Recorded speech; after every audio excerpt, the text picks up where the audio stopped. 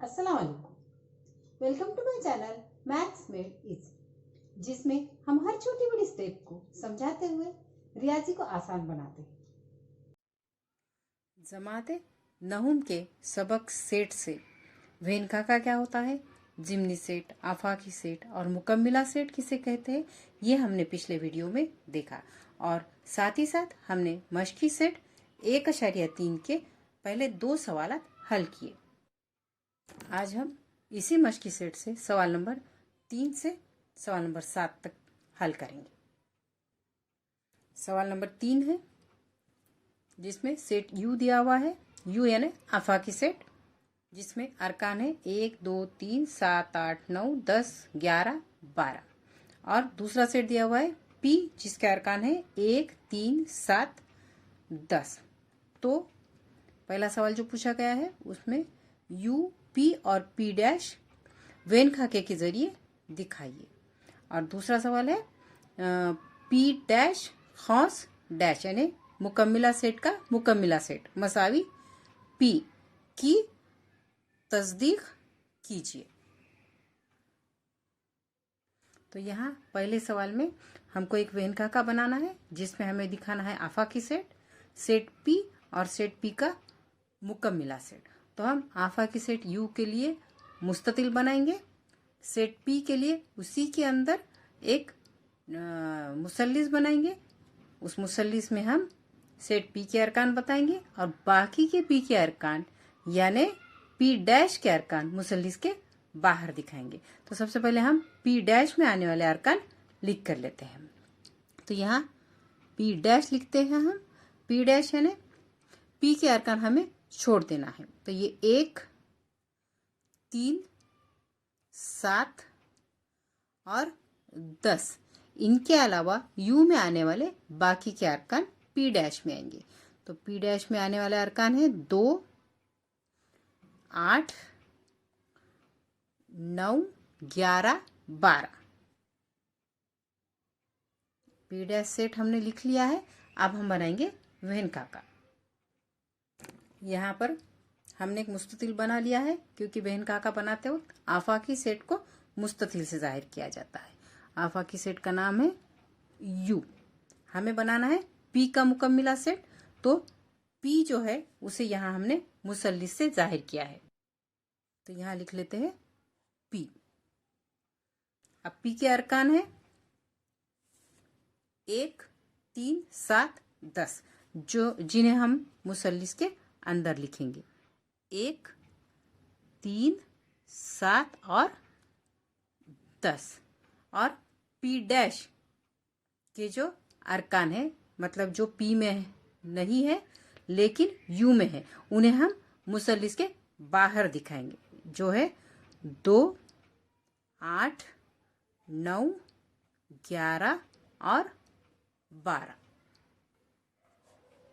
ये हो गया पी डैश। पी के रुकन है 1 3 7 10 और पी डैश के रुकन है 2 8 9 11 12। और ये पूरे अरकान मिलाकर हो गया आफाकी सेट यू। तो इस तरह से हमने यू, पी और पी डैश का वेनका का बना लिया है। यह हुआ हमारा सवाल नंबर 1। अब सवाल नंबर 2 में हमें तस्दीक करनी है कि पी डैश खौस डैश मतलब मुकम्मिला सेट का मुकम्मिला सेट मसावी है पी। तो उसके लिए देखते हैं हम पी सेट में कौन कौन से रुकन हैं। 1 3 7 10। और पी डैश में कौन कौन से रुकन हैं। 2 8 9 11 12। अब पी डैश खौस का डैश मसावी यानी मुकम्मिला सेट का मुकम्मिला सेट। उसके लिए हम देखते हैं आफाकी सेट में पी डैश का मुकम्मिला सेट यानी ऐसे रुकन जो यू में है लेकिन पी डैश में नहीं है। इसलिए पी डैश में जो रुकन है उनको हम यू में से कट कर देते हैं। जैसे 2 8 9, ये 2 8 9 11 12 11 12। और बचे हुए जो रुकन होंगे वो पी डैश के मुकम्मिला सेट में होंगे। तो बचे हुए रुकन कौन से है यहाँ पर? 1 3 7 10। तो यहाँ लिखते हैं हम 1 3 7 10। तो इस तरह से हमें यहाँ पता चलता है कि पी डैश का जो मुकम्मिला सेट है उसमें आने वाले अरकान और पी में आने वाले अरकान एक जैसे, इसीलिए पी डैश कॉस डैश मसावी पी के मतलब पी के मुकम्मिला सेट का मुकम्मिला सेट मसावी है पी। सवाल नंबर 4 है, ए मसावी 1 3 2 7 हो तो सेट ए के कोई भी 3 जिम्नी सेट लिखिए।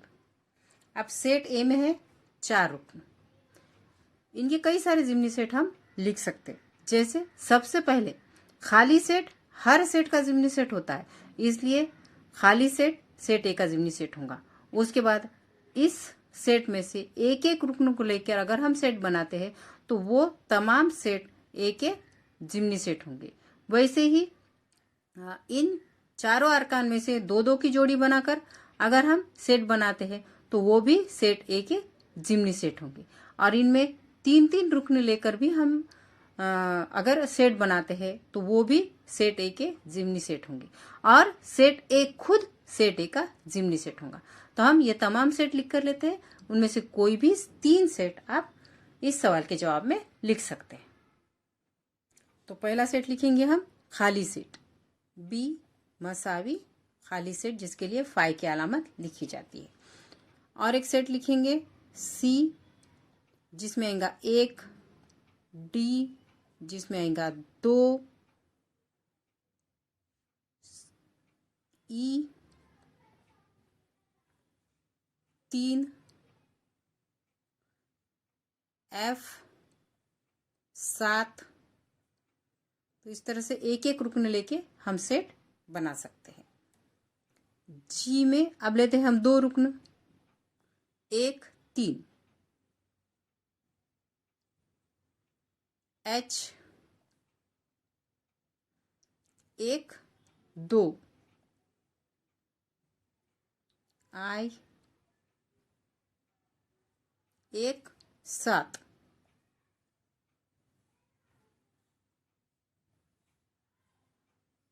अब हम ले सकते हैं 3 2,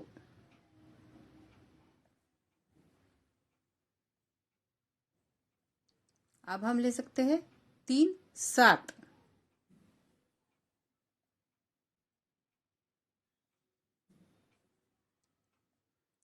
और आखिरी 2 रुकनी सेट होगा 2 7।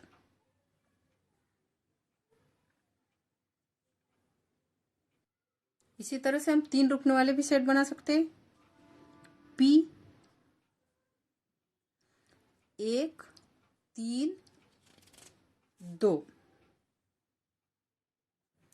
क्यू 1 2 7, आर 1 3 7, एस 3 2 7,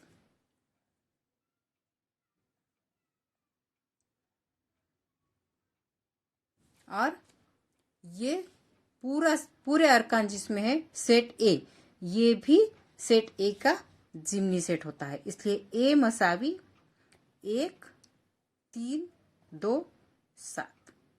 तो इतने सारे सेट है जो सेट ए के जिम्नी सेट है। तो इनमें से कोई भी 3 सेट आप लिख सकते हैं।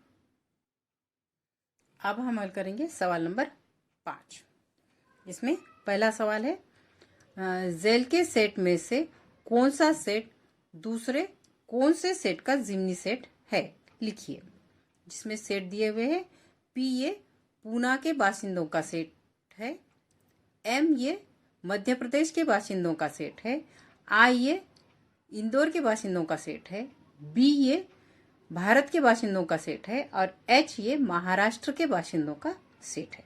और इसी में दूसरा सवाल हमें पूछा गया है, मुंतज़ाबाला में से कौन सा सेट दीगर तमाम सेट के लिए आफाकी सेट के तौर पर लिया जाएगा।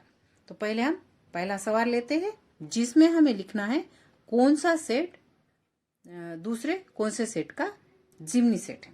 तो पी में है पूना के बासिंदे। अब पूना किस में आता है, यहाँ पर है महाराष्ट्र।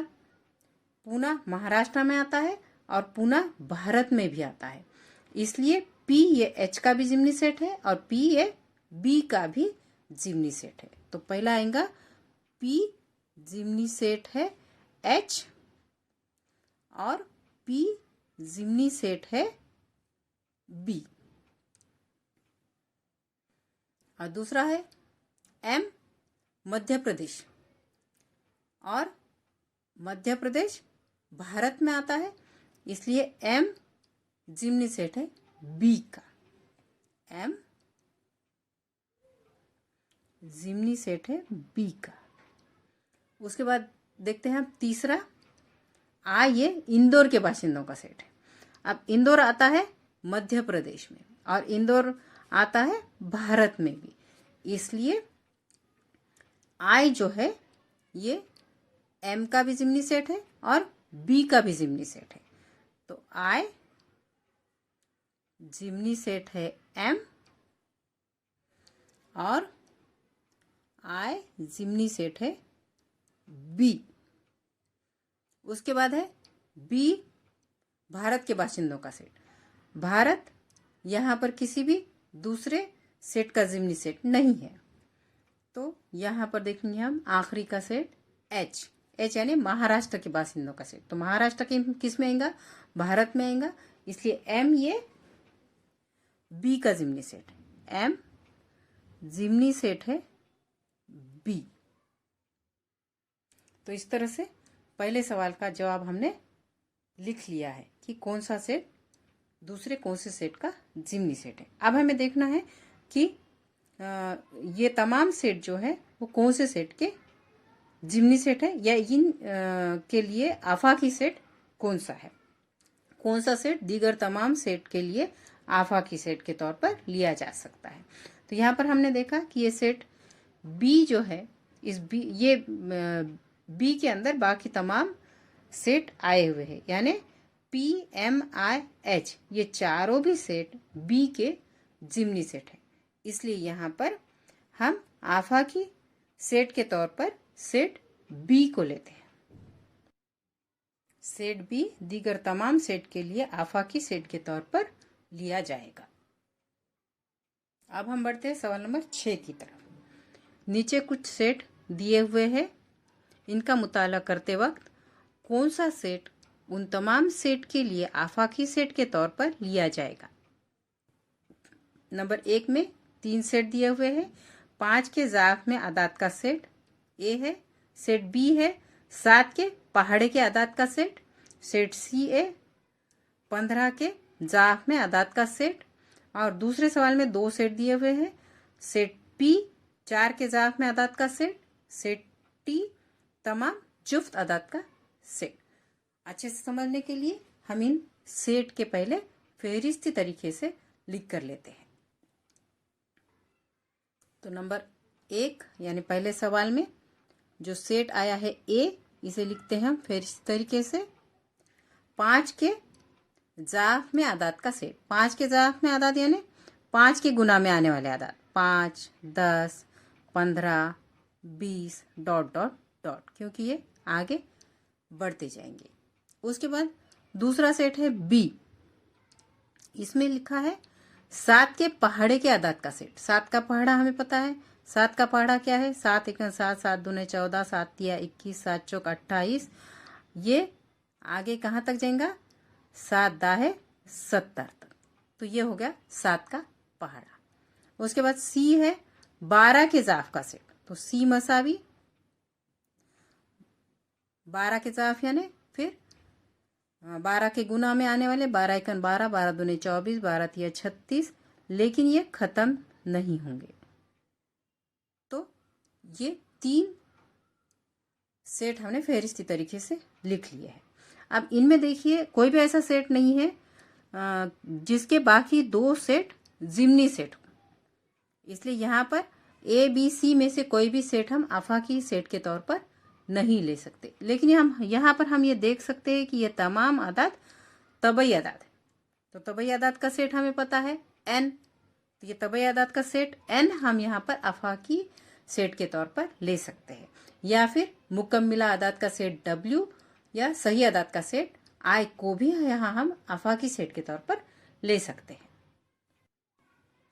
ए बी सी तीनों भी n के जिम्नी सेट है। ए जिम्नी सेट है n, बी जिम्नी सेट है n और सी भी जिम्नी सेट है n।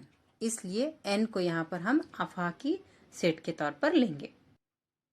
इसलिए सेट n को आफाकी सेट के तौर पर लिया जाएगा। यहाँ पर हम सेट w और i को भी आफाकी सेट के तौर पर ले सकते हैं।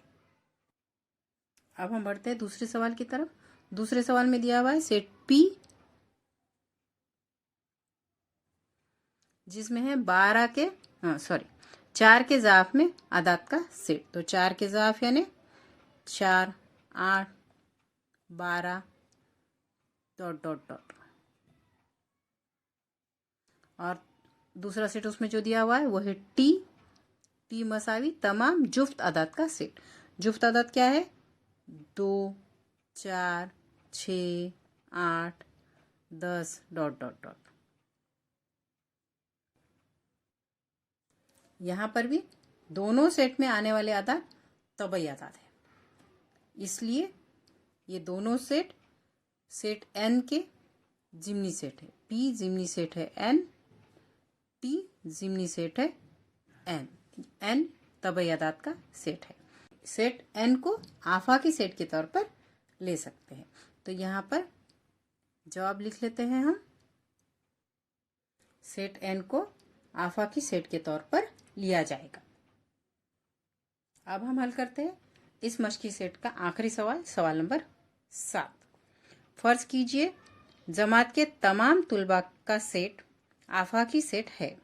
रियाजी में 50% या उससे ज़्यादा नंबर हासिल करने वाले तुलबा के सेट को ए फर्ज करें तो ए का मुकम्मिला सेट लिखिए।